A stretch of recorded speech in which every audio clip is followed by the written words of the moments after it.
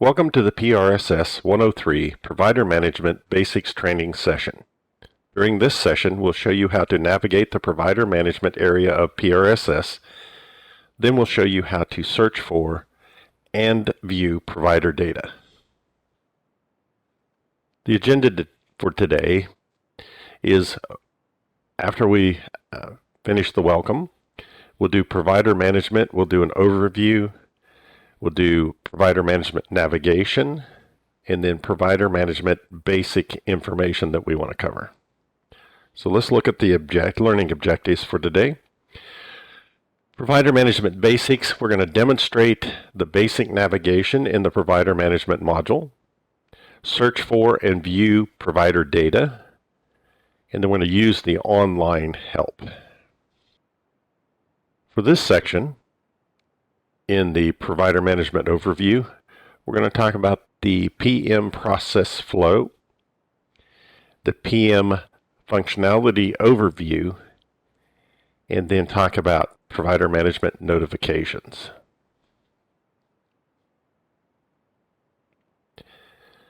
Let's briefly review the end-to-end process that includes 4 systems: PE Wizard, PRSS PE, Provider Portal, and PRSS PM. The PE Wizard and Provider Portal are used by providers, and PRSS PE and PM are used by DMAS. The process starts when the provider creates an enrollment application in the PE Wizard. When the application is submitted, it creates a workflow in the PE area of PRSS. This is where the application will be screened and reviewed by PRSS and DMAS authorized reviewers in K2. Then the application is returned to the provider for updates and resubmission, approved or rejected. When the application is approved, the provider enrollment data becomes available in the PM area of PRSS and the provider portal. At this point, credentials are created and sent to the provider to access the provider portal. Within the provider portal, MCO contracts and provider data are maintained by the provider. When it is time for a provider to revalidate their enrollment, the PM area of PRSS generates a revalidation notification.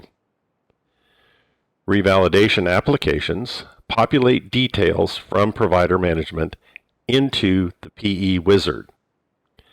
Then the provider accesses the revalidation application through PE Wizard to validate and update their data as needed.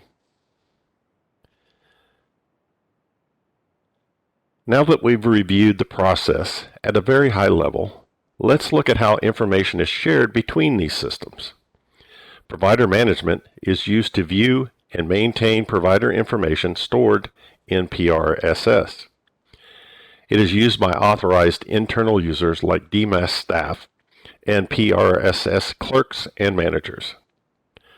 Most provider data is stored here. Data for existing providers will be stored here when the system goes live. Data for new Virginia Medicaid providers will also be stored here after their application is approved.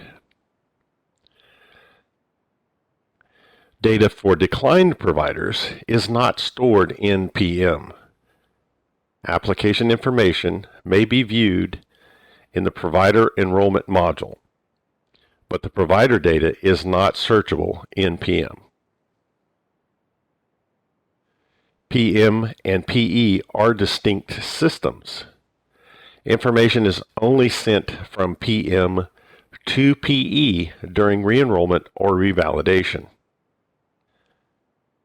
Information is only sent from PE to PM when an application is approved, whether it's enrollment, re-enrollment, or revalidation. Only after it's approved. Provider Portal sends and receives information to and from PM and sends MCO participation requests to MCO Portal.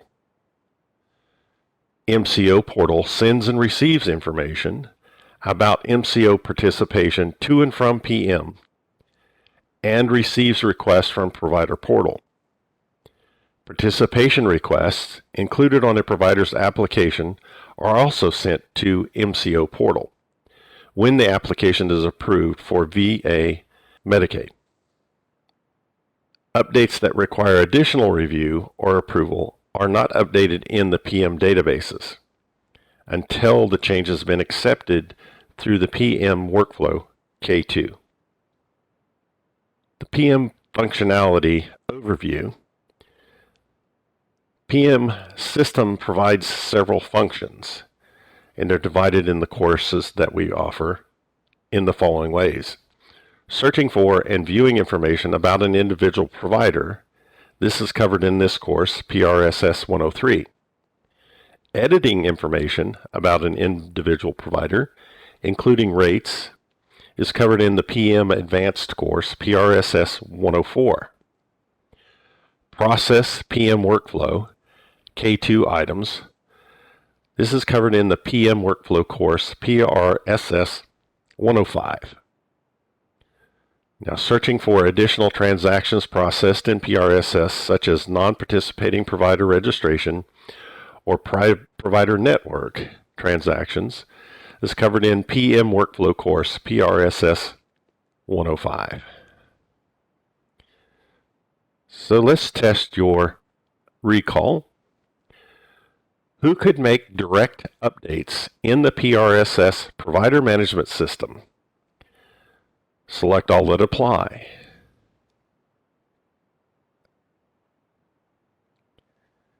The answer is DMAS staff and PRSS staff. Question 2. All provider maintenance updates must be reviewed and approved through the PRSS Provider Management Workflow process. True or false?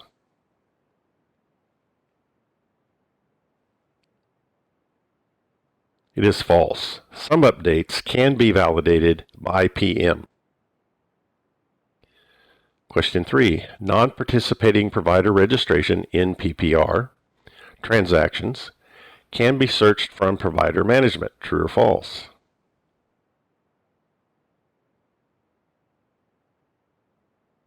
Answer is true. Searching for additional transactions processed in PRSS, such as non-participating provider registrations or provider network transactions. Now let's move on to a different section. In this section, we're going to demo provider management navigation in PRSS, including how to access PRSS, features of the provider management homepage, and provider management search features and functions.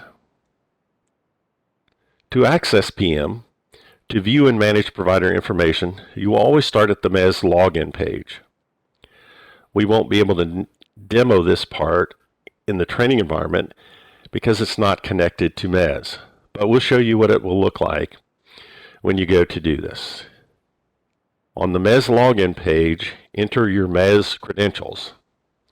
So your username, password, and select sign in.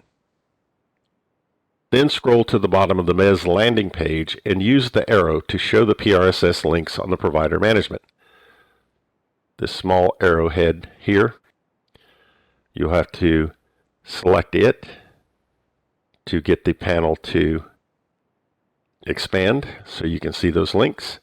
If you have access to K2, you'll see a link for that system. Otherwise, you'll just see the PRSS link. This is the link you would use to access the screening process details. When you click that link, it will take you to PRSS. Let's go into the training environment so you can see the features available to PRSS enrollment and management clerks. So I'm going to switch to the training environment. And luckily we can catch this before I have to log back in. But you would log in They would say log in. You come to the login page, which we'll demo later as well. And we'll explain features that are available to all PRSS clerks and DMAS users in the overall system. This first bar, this gray bar across the top, off to the right here you see page links. This is called the at a glance bar. Then your next bar down is your blue bars. If you come over here to the left, you see home, you see a menu, and you see the page indicator that indicates the page you're on, the current page. Then the navigation menu. If you come to menu, and we're talking about provider management today, so come down to provider management, and you can see the different links here to search for providers, search for owners and managing employees, IRS W-9 tax ID search, CLIA numbers, EFT enrollments. These are workflow items, or K2, which will not be covered today.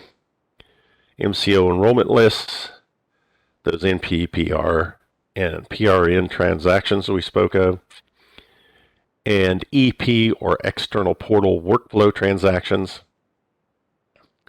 Then a configuration button that won't be used by very many people unless you have authorization.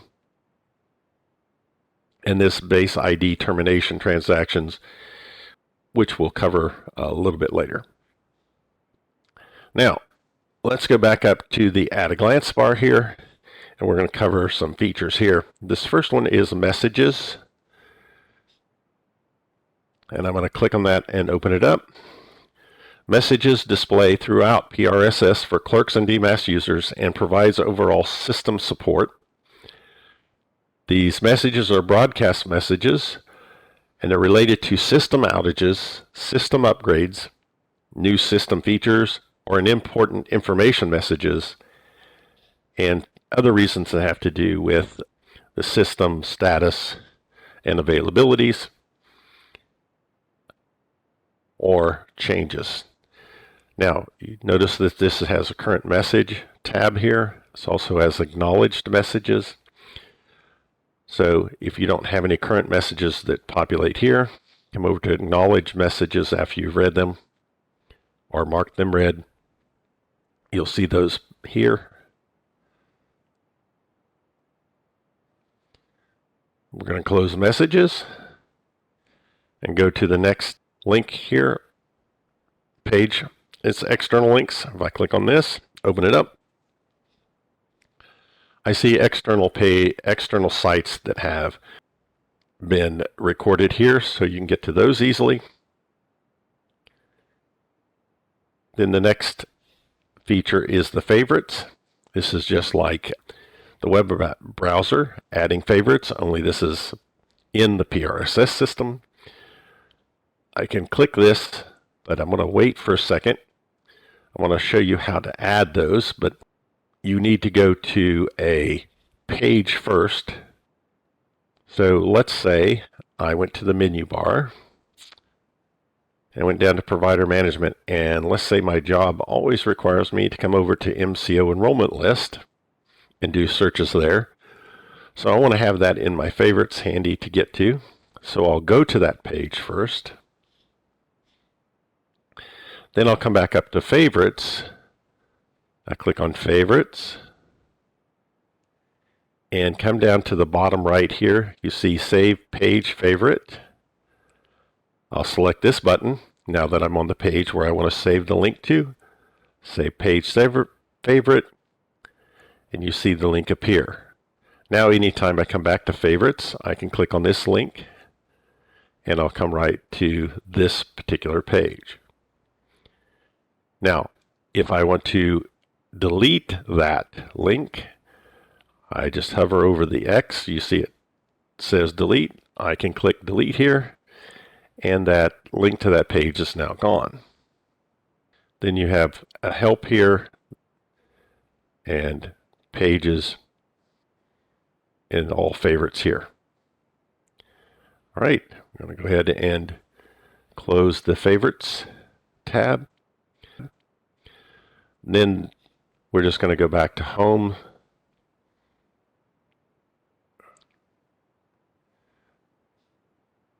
You can see the at-a-glance bar stays there, so does the menu. Then the My Account page provides information about the user signed in, and it just shows your user information. Now, underneath the menu bar here, you see this Help icon. It's a question mark with a couple rings of color. Now here, before I click on Help and discuss everything's in here, this is a smart help, so it tries to help you depending upon what page you're on. So I'm going to go to Menu, and I'm going to come down here to a provider search, detailed provider search page, and then I'm going to come over to the Help and open it up so you can see the features here. And you can see it's determining, it knows what page you're on in PRSS, and it says searching provider. So that's what pops up first here. The user guide information about searching for providers. If there's any how-tos, they'll be here in a different tab, so you can go through those. Reports and letters has to do with the reports and letters that are generated. And then a search feature, you can look through all the help for provider management. If you're searching for something different than you see on the user guide or how-to page here. We're going to go ahead and close the help feature off and go back here to the home page. Now that we've covered some of the most commonly used features of the system, let's view information available for you to view. The Provider Quick Search offers provider searches with minimal search criteria. So before I go there, I just want to grab an NPI here. Give me just a second. So to get to the Provider Quick Search, I come to the menu, get the pull down, click on it, come down to Provider Management. I do not go over to the right. I don't go over to the flyout menu on the right. I stay on Provider Management. I click here, left mouse click. It opens up the Provider Quick Search page. I can insert my NPI here that I just copied. And if I click Search, it will do a search for that NPI record. And we see that that has one provider location. And that's the NPI I search for. We'll come back to the search results in a minute. If I go back to the search results, I see this provider location ID, and there's a link here. I could click on that, and it would take me to the provider information page, and we will visit that in a little while, but that's how you get to the provider information. Before we start going there, I'm going to talk about a few of the features within this quick search. You see the NPI, the provider location ID here. I could also limit the search to the provider location. Then we have a phonetic search here. If I hover over this little help icon off to the right, it says select the checkbox to perform sound-based search on names. So that's phonetic search or sound-based searches I could perform. And you can see the individual facility group, so on and so forth throughout here. Those are the selections that I can select there. And then I can show provider location IDs that are active, inactive, or both. I'm going to leave it active for now. I searched that NPI. We just did that a few moments ago.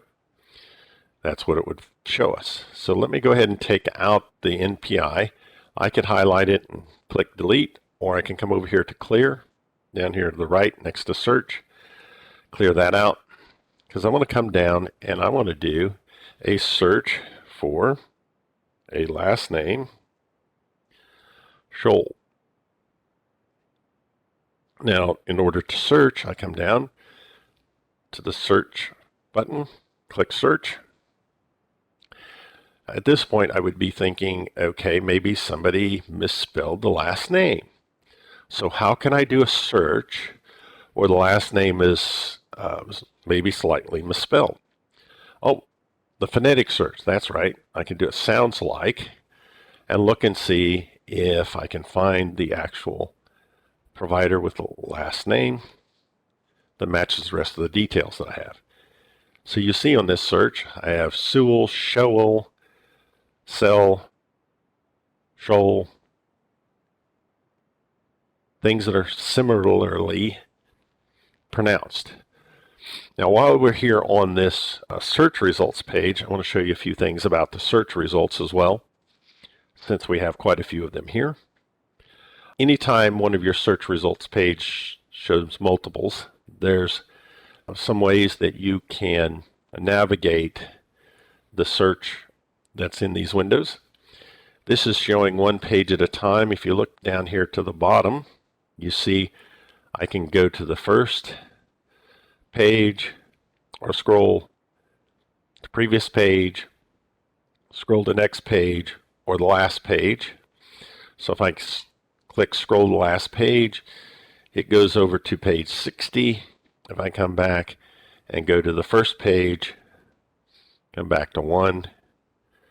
So you see multiple pages. There's 10 items per page here that we can see here. Now, the other thing about, a couple other things about search results is if I come to the column margin here, I can change that.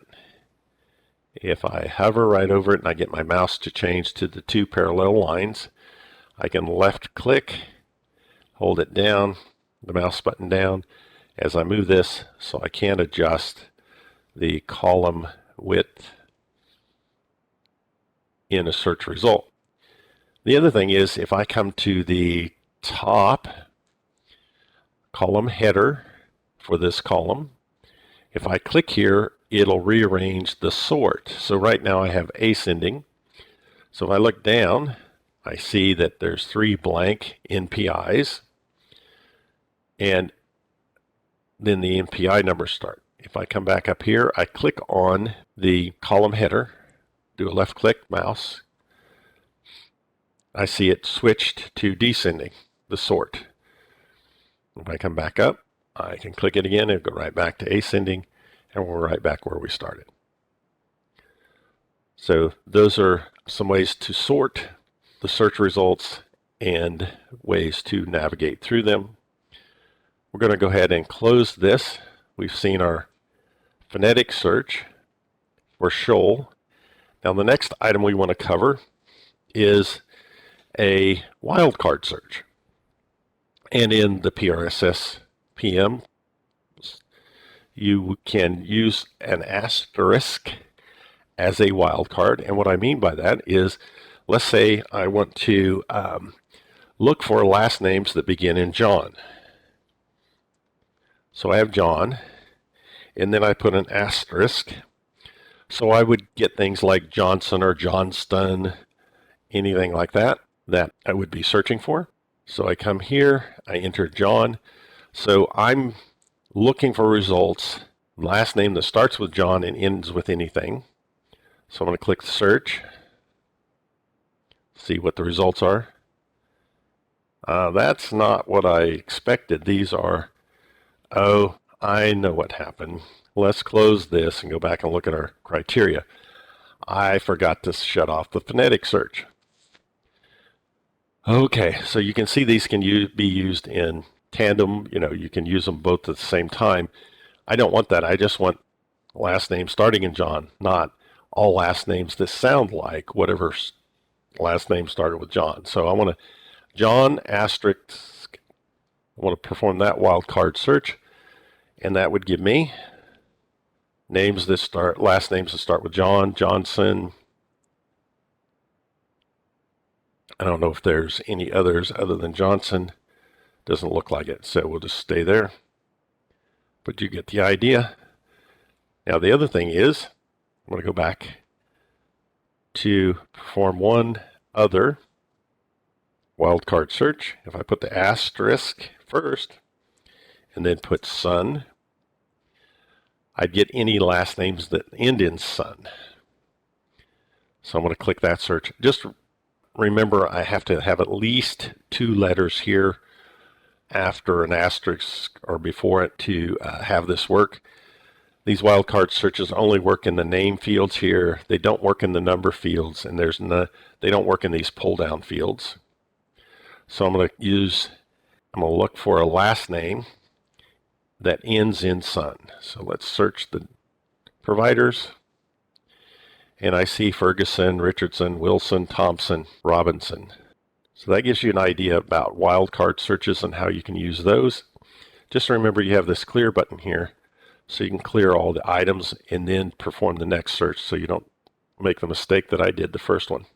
Now that's the quick search. And what if you have a little bit more detailed search you want to perform? Actually, before I do that, there's 2 ways to get to this quick search. The menu, we come down and we hit Provider Management. That brought us to here. Let's say we had looked up this provider record, and we saw that we've done something in this provider record. We searched for it. We found the information we wanted. We wanted to go back and do another quick search. There's another way to get to that provider quick search menu once I've used it the first time. This is the current page, Provider Management, the section we're in. I'm going to go up here and click on this Provider Management. Remember, before we hit the menu, we came down here to Provider Management. This time we can go right here, just click on Provider Management in the menu bar there. It'll take us right back to that quick search, and we can continue there. So those are the 2 ways to get the quick search. Now let's go over to the detailed search for a provider. Come to the menu, come down to Provider Management. Instead of staying here, I'm going to go over to Providers to do a detailed search. Now you can see there's other columns besides the primary identifier being NPI. I can select that. IRS tax ID, Social Security identifier ID. So we're just going to leave it as an NPI there. We could use a secondary identifier if we want to whittle the search down. So we could use a license number of some sort to get to a particular record that we want. And we can also search by name, location, or service address. We could use all 3 of those. Really narrow the search down. Or we can come down to enrollment types. That existed on that quick search bar as well. The things that didn't exist there are the provider type. It just says type. It says enter provider type. If I used physician, I could select physicians. And if I wanted a specific specialty code, I could do that. And taxonomy, and see what all physicians with that specialty and taxonomy code would show up. But right now, I just want to do a quick search for physicians. Not detailed search, sorry. For physicians that are in an active status here, because we still have that active location IDs selected. I click search. Then I find all active physicians in the system. And that can be exported there as well. All right, let's close this search and go back to a detailed search. Go back to Provider Management, Providers. And you can see that the type, the specialty code, and the taxonomy are what's added that are not available in the quick search. Okay, we're going to clear this search. We're going to go back to the home page. We're going to switch back to the slides for a quick checking of recall for the section of information we just covered. So question 4, MES credentials will be used to access provider management, true or false? And the answer is true. That's what you're going to use for the live system is MES credentials. Question 5. Messages on the at-a-glance bar displays communications from providers. True or false?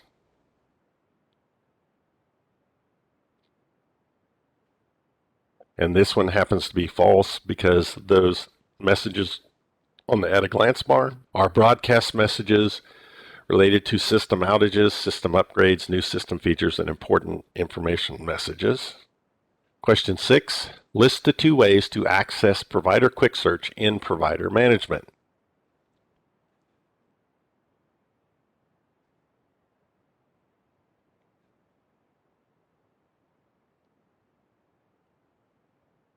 The answer is click Provider Management from the navigation bar, A, and D. From menu, click Provider Management. Question 7. Which fields from the Provider Quick Search accept wildcard searches? Select all that apply.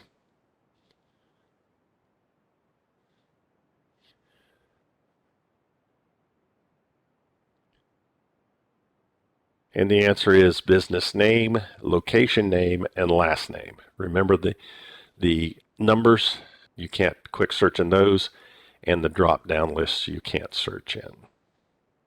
And question 8, what additional search options display on the full provider search that are not available on the Provider Quick Search? Select all that apply.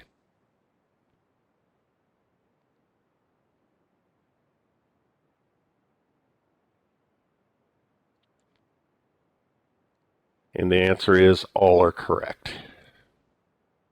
All right, so the next section of information, the PM basic information that we're going to cover now, is provider information in the provider information section.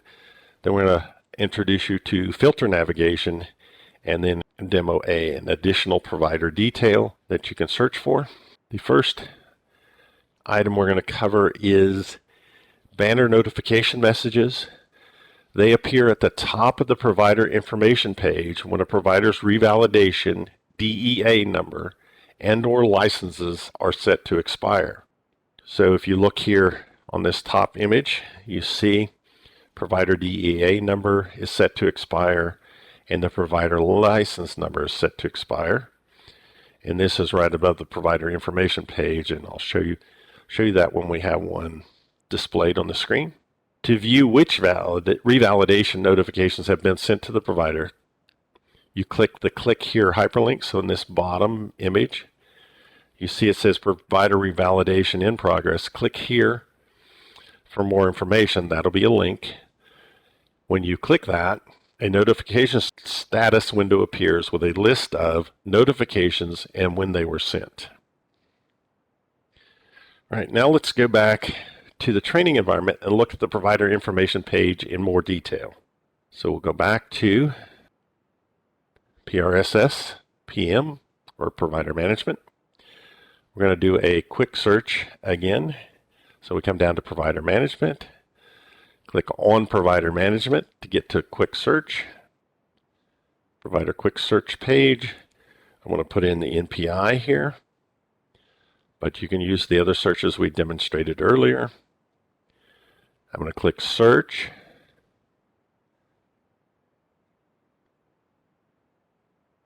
Again, we get that one location because it's a single provider.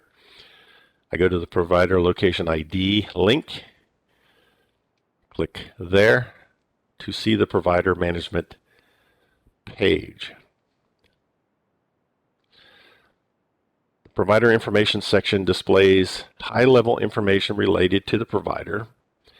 The header information you see here, it cannot be changed within the information view. It must be updated through appropriate sections accessed with the filter navigation, which we'll show you in a minute. Next, we're going to come down to the bottom here, and we're going to expand this base information section. So this is the information that's always available when you land on the provider information section doing any filter nav that we'll get to. So base information, if I come over to the right here, there's a plus sign icon here. That's when I can, if I hover over it, it says expand. I'll expand this section. You'll see this information. This is where the demographic information for the provider is displayed and can be maintained. This information applies to all locations for the provider and is not specific to a single location. And the information displayed here, of course, is by provider type. So if the provider type changes, if it's a business, there'll be different information here. So it's variable. A few of the pieces of information here. Let's talk about the NPI. Of course, you see, but we know what that is, but this base ID may be new to you, so we're going to explain it a little bit. The base ID is a Virginia specific identifier in PRSS. The base ID groups tax IDs, so multiple NPIs and or service locations associated with the tax ID will be grouped together. Base ID is the first 10 digits of the service location IDs, and EFTs are stored by base ID. Now, one note here about the NPI. Atypical providers have APIs instead of NPIs. So it is possible for an atypical provider to also be enrolled with an additional provider types and specialties under an alternate enrollment type that would require an NPI. Now let's expand the EFT enrollment section below here. And this section captures the banking information needed for transferring electronic payments, including financial institutions, provider contacts, identifiers, agents, federal agencies, retail pharmacies, and submission information. EFT information is stored at the base ID, as we mentioned before. This means that the EFT enrollment applies to all service locations associated with the same base ID.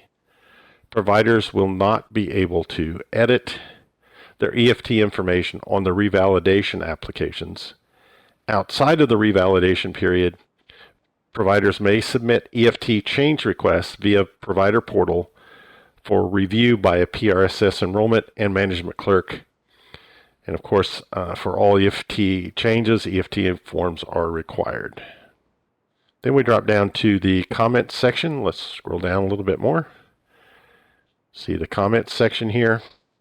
The comments section captures free-form text related to updates or conversations with the provider. Comments are only available within the PM module and do not replace the customer relationship management or CRM system.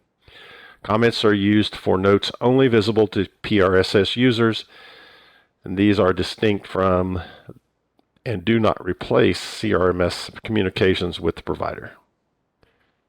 Now, that's the base information that shows. Now, one of the unique features that we want to show you is how to expose information beyond this base information that comes here. I'm going to collapse this back up. This is what it looks like when you come into the record. And if I scroll down a little bit, I see this filter nav off to the left.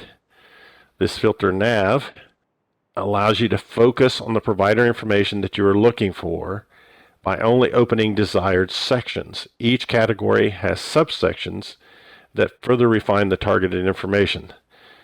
And let's look at this feature now. If I open up, expand the filter nav, if I come, see the filter nav flag here, I come down to the bottom, I see this little arrowhead. Click on it, left click, and it expands out. You see the arrow turns back. So these are the different sections. We have the demographics and general information, specialties and service, credentials, associations, financials, contracts, fees, rates, fee schedule, and MCO. Those are the sections. Now the demographics we've already demonstrated. Specialties and service information includes the taxonomies.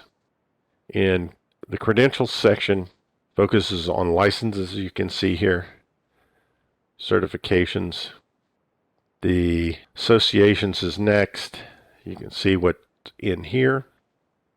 Financials, the accounts receivable recoupment, tax IDs, ERA, enrollments, funding sources. Then the contract section. PAR or non-PAR is included in the contract ID to indicate whether the provider is participating or not participating in the contract. Only PAR contracts display on the provider and MCO portals, while all contracts display here in PM. Contracts that are active or have end dated for Virginia Medicaid, as well as MCO participation, display in this section. Requests for MCO participation, pending and completed, are tracked on the MCO enrollment list that you see over here. The MCO enrollment list shows MCO contracts requested by the provider. The MCO status column indicates the status of the MCO's response, which is entered via the MCO portal. Now, if I come to, let's go back to this demographics and general information section. If I come to the section header checkbox, I check it, it selects all the subsections. If I uncheck it, same thing happens, it unchecks all of them. Or if I don't want to see everything, I can come down here to name and address. Now I'm going to use this name and address to filter the view down to adding names and addresses to the base information that I see. To do that, I check the box. I collapse the filter nav by clicking on the arrowhead, and it builds. You'll see we saw a little whirly there. You may not have caught that, but then it builds the page, this page of information that includes the names and addresses. This is service location address, mail to address, pay to address. If I come back to the filter nav and select something else, let's go back to, let's say, specialties and taxonomies, and then collapse it. I could leave that there as well, but let's just take it off, go back to specialties and taxonomies, and I collapse the filter nav. It will build a page that now includes the specialties and taxonomies for that provider. So you get the idea of what filter nav does and how to refresh it. Now, I'm going to mention that there are a few sections that display in PM but are not currently applicable to Virginia Medicaid, but are maintained for potential future use. So just keep that in mind for Go Live. We're going to come back and I'm going to leave that there. We're going to go back to the slides. Now, we're going to go back to the training environment and we're going to do a new demo.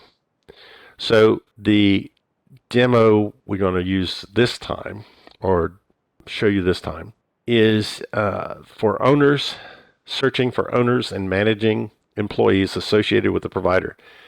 These records correlate with the owner associations and managing employee association sections of provider information. And remember, the search results here are read only. So let's go back to the training environment. I'm going to go back to the menu and I'm going to come down to provider management. And instead of going to providers, I'm going to go to the next one down, which is owners and managing employees, and select that search page. Here, the search criteria I can enter are individual name, business name, tax ID, Social Security, and I can also show inactives if I want. But I just want to do an individual name search. Last name I'm going to use is Smithen. So I type in Smithen, and then I'm going to search. And what I'm looking for is the information on owners and managing employees for this provider and tax ID, Social Security, and provider location ID. Now notice there's no links here like we saw in the provider lookup, but I do have this record here. I'm going to double click on that record while it's highlighted. So I highlight it, just hover over that line, double click, left double click. It opens up the View Owner Association page and displays the owner association type, the screening status, and all their demographic information, including the address. And then there is a fingerprint confirmation number here and a background check date that may be important for some types of providers that may have that requirement. And then below here you see individual relationship disclosures, and there's none on this record, but this is where they would be, and that could be highlighted and opened. And then we have a percentage interest at the bottom here, an effective date, and then an end date. So I'll go ahead and close this off. And again, that's viewing the owner association or managing employee windows. Now, let's go ahead and I'm going to log out and go back to the slide deck. And in summary, we demonstrated the basic navigation in the provider management module. We searched for and viewed provider data using that filter nav, and we used online help. Thank you for your attention today, and that's the completion of PRSS 103, Provider Management Basics. And if you have any questions pertaining to your MES access or additional information presented in this video, please contact your manager or supervisor.